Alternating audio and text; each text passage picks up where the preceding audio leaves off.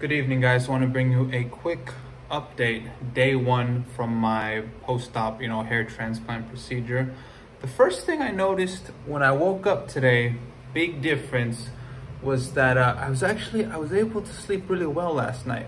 I remember the first time I got it, man, I could not sleep. It was so difficult. There was so much pain on the back of my head. It was pulsating and I was moving, I was waking up. But this time, I actually slept through the whole night. I didn't wake up once, and I thought that was great. Even when I laid down and I put my head on the pillow, I could tell right away there's not as much pain. There's not nearly as much pain as the last time when I was doing it.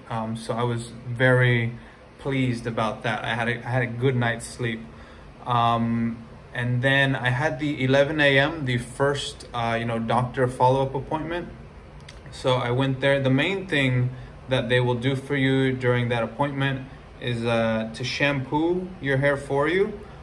She also, took off the bandages and she replaced the bandages. You can see this black headband I did not have yesterday, so they added that part. I guess it was a little bit different from last time because the last time I think I had the headband on, right away as soon as I left from the operation, but this bandages they function basically as a headband, and then they gave me this one once they took off some of those other ones. Also, you will see the doctor. The doctor wants to see you. He wants to come in and make sure that there's no complications, especially, as far as bleeding, because I guess if there is any, they're gonna happen soon after. It would be like day 0 or day 1. So, they're checking to see the implant site. I'm doing these on my iPhone recently because I know when I go live on my computer, which I prefer doing because I don't have to upload or mess with anything, the quality is just really bad. So I want to give you guys, as good a view as I can from my front camera. But even now, with the light, I'll do another video where I'm like zooming in hard. But you can see there the line. It's actually largely covered by these bandages here. So I can't give you guys the full view right now. But once the bandages come off, then I can really show you, the FUT cut, maybe some of the FUE extraction points, and definitely the hairline. But you'll know, if you've seen other hair transplant videos, I'm scared sometimes when I see just the look and the appearance of the recipient site, because they're bulging, some of them are pussing and they're different colors, and I'm like, oh my God, is it supposed to look like that? I don't know, maybe some people do it differently, but I can just see from mine, I think they look clean. They're not at risk for infection. I know they're gonna be good grafts. I know they're well taken care of. They're small, they're not huge and inflamed. They're certainly not different colors. So yeah, that's just one thing that they do well. So yeah, after seeing the doctor, they'll wrap you up. They take more photos. So they definitely want to, get the photos of what your, I don't know, situation, your inflammation or whatever, the damage looks like. Just to make sure things are progressing. And it was all in all a fairly simple follow-up day. It's nice and pleasant. I went at 11 a.m. so actually during that time they're doing another procedure, but I guess the doctor, he takes a small break since he's they've been working all morning, and they just come to see you for 10 minutes. So they're quite busy there.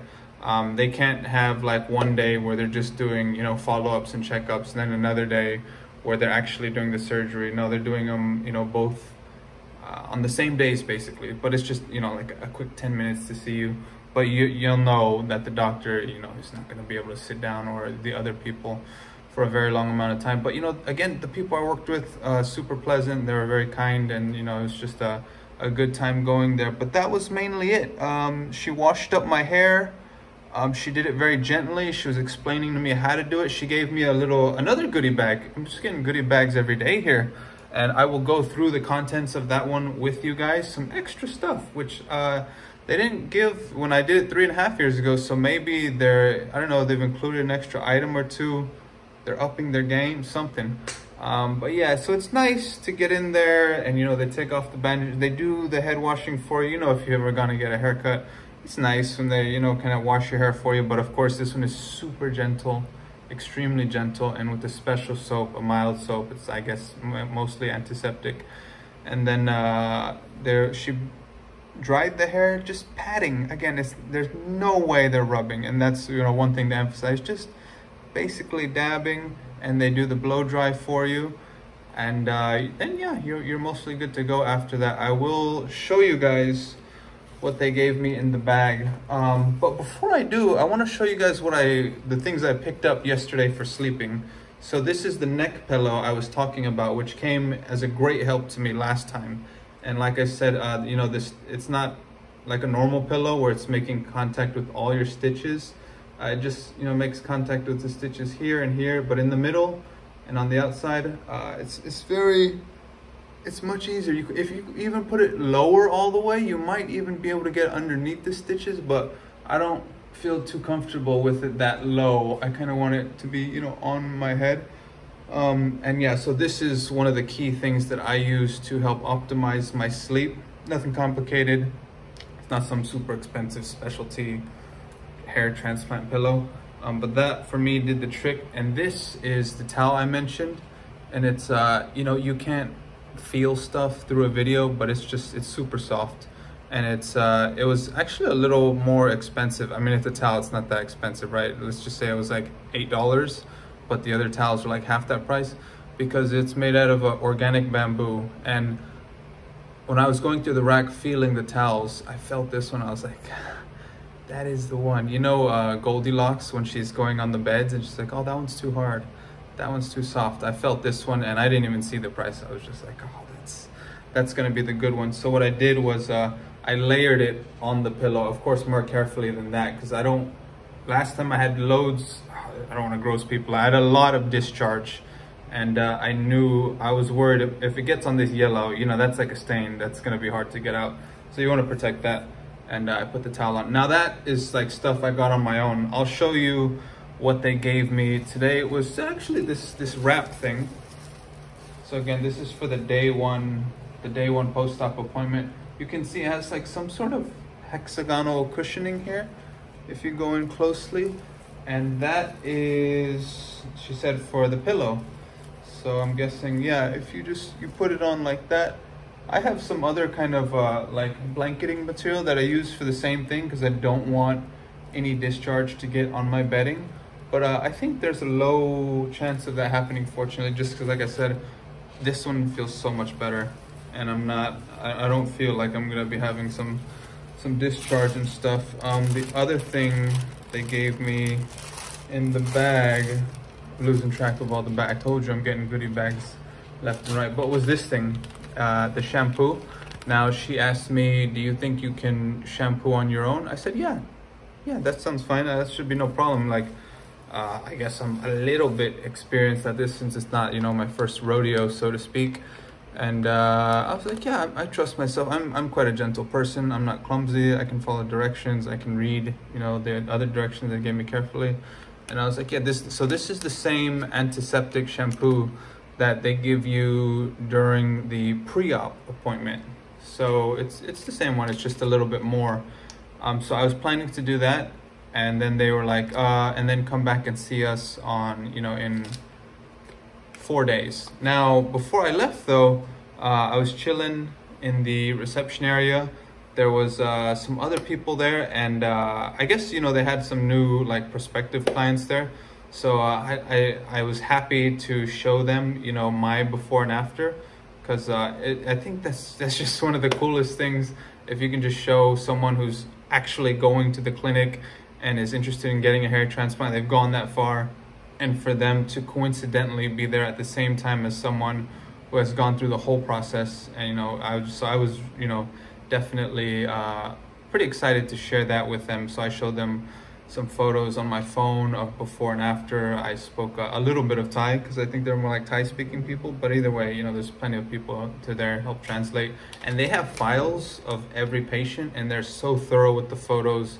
They're all black and white, they're labeled, they're tabbed and whatever. Anyways, that one thing I mentioned yesterday, like I said, I don't want to call it a complication, but an issue, was all that redness on the back of my head. And like I said, it was like some bumps. One thing I didn't mention is that during the surgery, they were doing like some sort of extraction on them. I heard them saying they want to diffuse some of the pimples, or just, you know, express, you know, flatten them, get all the whatever was in there out of them. So I did feel them, you know, like popping, pushing, punch. I was like, oh man, the back of my head must look terrible, because it's not something I normally see. You know, they say out of sight, out of mind.